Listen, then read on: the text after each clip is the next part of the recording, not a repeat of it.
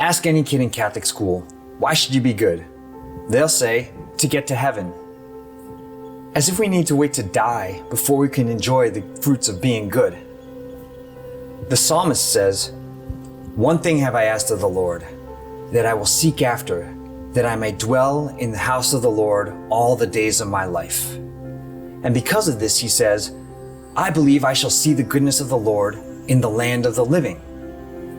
So, the reward for being good here on earth also happens here on earth. How is that? The Catechism says, the more one does what is good, the freer one becomes.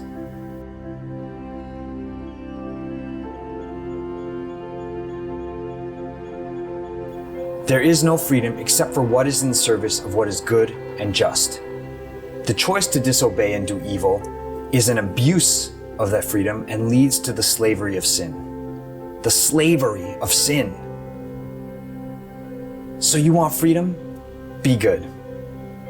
Of course, there are certain guidelines, guardrails for our happiness and safety, so that we can be free to pursue God, who offers the fullness of happiness. Right? I have come so that your joy may be full.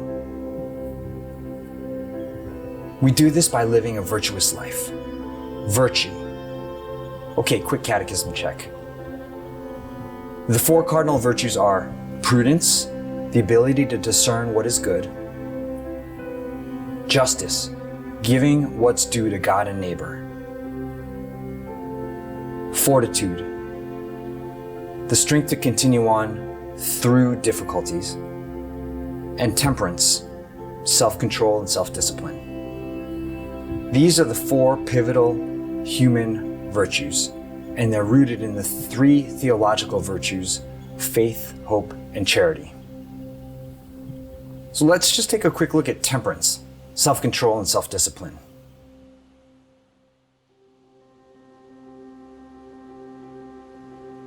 Joseph Pieper wrote that not only is temperance beautiful in itself, it also renders men beautiful.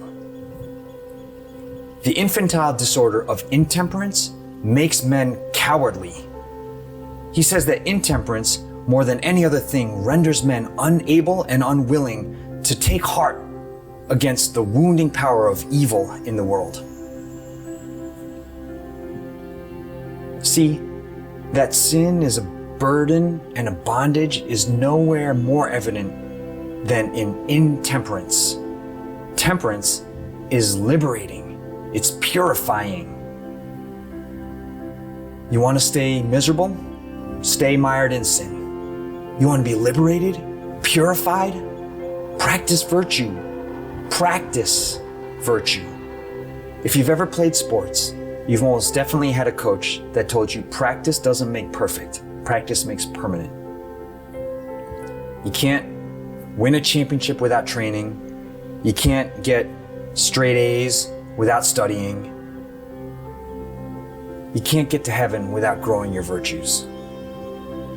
Practice in small ways throughout the day, and the big ones will come.